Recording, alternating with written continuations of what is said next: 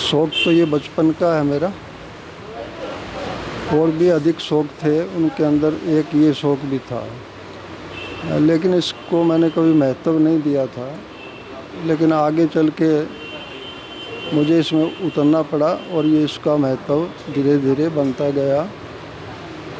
और 77 के अंदर मैंने यहाँ चित्रशाला का निर्माण कर दिया था सिरसा में। सन 80 में मैंने पहली एग्जीबिशन यहाँ पे की थी पेंटिंगों की, उसमें 250 पेंटिंगें थी। और वो सिरसा के जो बड़े बुजुर्ग थे या साहित्यकार थे, उनके द्वारा मुझे मालूम हुआ कि ये सिरसा के किसी कलाकार के द्वारा सिरसा में पहली, और वैसे भी सिरसा में पहली ही पेंटिंग एग्जीबिशन है। ये खुशी का विषय था मेरे लिए। और इसका प्रभाव ये आया कि स्कूलों में, कॉलेजों में जो विद्यार्थी कुछ कुछ करते थे या छुप छुप के करते थे, क्योंकि हमारे उस समय में लड़कों को भी इसके लिए मनाही थी। जैसे गाने का है शौक़, म्यूज़िक का है, पेंटिंग का है, इनके लिए मनाही थी। तो लड़कियों का तो बिल्कुल इसके अंदर फिर नाम ही नहीं आ सकता, लड़कों को ही बंदिश थी। लेकिन उसके बाद ये खुलापन आया, वहाँ मतलब लोगों ने समझा, लोगों का आना जाना हुआ, वो समझे, इस कला को समझे। और फिर मैंने बच्चों को अपने पास से ही सब सामान दे के धीरे धीरे सिखलाना शुरू किया। फिर मैंने फ़र्स्ट कंपटीशन स्कूलों से मिलके फ़र्स्ट कंपटीशन करवाया 78 में। उससे पहले स्कूलों के अंदर इसमें रुचि नहीं थी, वैसे बच्चे कर रहे थे। उसके बाद एक चलन सा बना। फिर धीरे धीरे लड़कियों का भी यहाँ पे सीखना शुरू हुआ। कुछ लड़कियाँ बाहर से आ रही थी। तो मेरा मतलब ये था, मकसद ये था भी कला का विस्तार हो और इसको समझे और इसको एक जीवन का अंग बना के चले। कला कोई भी हो, ये करने वाले के लिए, खुद के लिए बहुत लाभकारी है। और आज जो इसको महसूस कर रहे हैं, आज तो माता पिता या उनके टीचर हैं, इस चीज़ को बड़ा महसूस कर रहे हैं कि बच्चा अपने आप से जुड़ने के लिए क्या है उसके पास। तो ये अकेलेपन का बहुत बड़ा साथी है। गायन हुआ या ये चित्रकारी है, संगीत है, इसके अंदर ये है कि गले वाले को भी किसी की आवश्यकता नहीं पड़ेगी और चित्रकारी के अंदर व्यक्ति अकेला कर सकता है अपने काम को, इसका ये लाभ है। तो ये मेरे पुराने विद्यार्थी जैसे आते हैं, लड़कियां हैं जो आज से 35-40 साल पहले सीख रही थी, उनके बच्चे भी, उनके बच्चे हो गए, कुछ विदेश चले गए और अब वो अकेलापन, अच्छा बड़ा घर है, अकेले रह गए हैं। तो आज वो कभी मिलते हैं तो कहते हैं हम सूनापन महसूस नहीं करते, अकेलापन महसूस नहीं करते। आज समझें इस कला का लाभ, आज हमें बहुत सहयोग दे रही है। ये कला कहाँ से है? पेंटिंग तो मैंने करीब 7000 से ऊपर बना दी हैं अभी तक।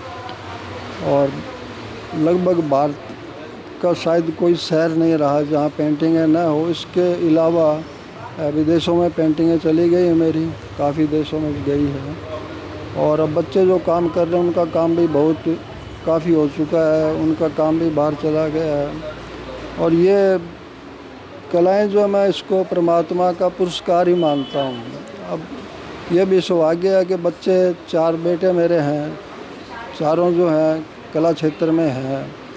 तो क्या है कि किसी कलाकार के लिए ये सबसे बड़ी ट्रेजेडी कह सकता हूँ कि पीछे आगे जो आने वाली जो है नस्ल है, उसके अंदर वो अपना लाइन मतलब बदल लेती हैं।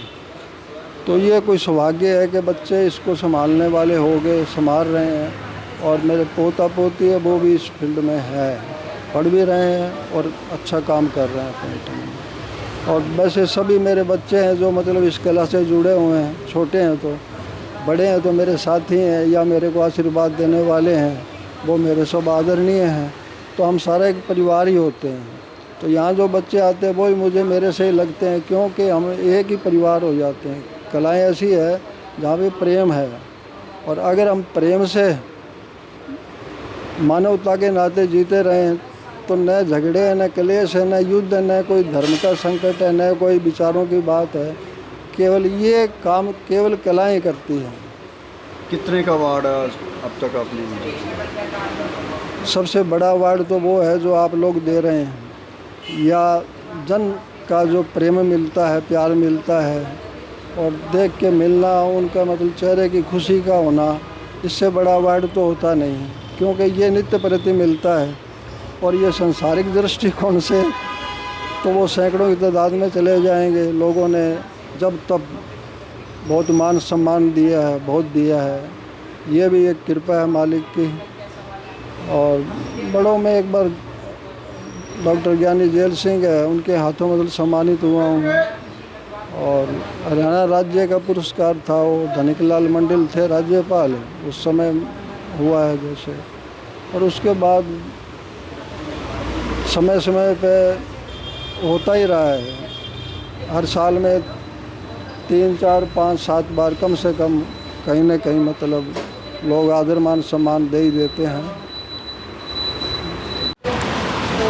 मैं बचपन से ही अपने पिताजी को देखता था काम करते हुए, तो शुरू से ही मेरी रुचि इस काम की तरफ थी। हालांकि स्पोर्ट्स में भी बहुत रुझान था, पर आखिर फिर आजकल कला का जो रुझान अपने सिरसा में बिल्कुल ही ख़त्म हुआ जा रहा है।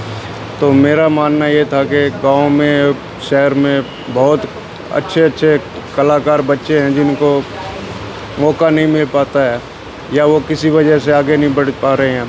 तो फिर मैंने इसी फील्ड में आने का निश्चय किया, ताकि उनकी सहायता करके उनको अलग लेवल पे लेके जा सकें।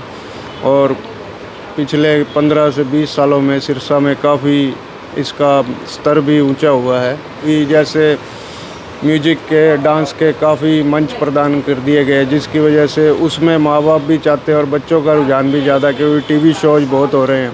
तो मैंने एक बार पहले भी बोला था, और हर बार जब भी कोई इस तरह की मंच मिलता है मुझे, तो मैं ये बात ज़रूर बोलता हूँ कि पेंटिंग का, आर्ट का भी एक मंच ऐसा मिलना चाहिए, जिससे जो बच्चे गाँव के हैं या छोटे छोटे शहरों में बहुत अच्छी प्रतिभाएँ हैं, वो भी आगे आएँ निकल के।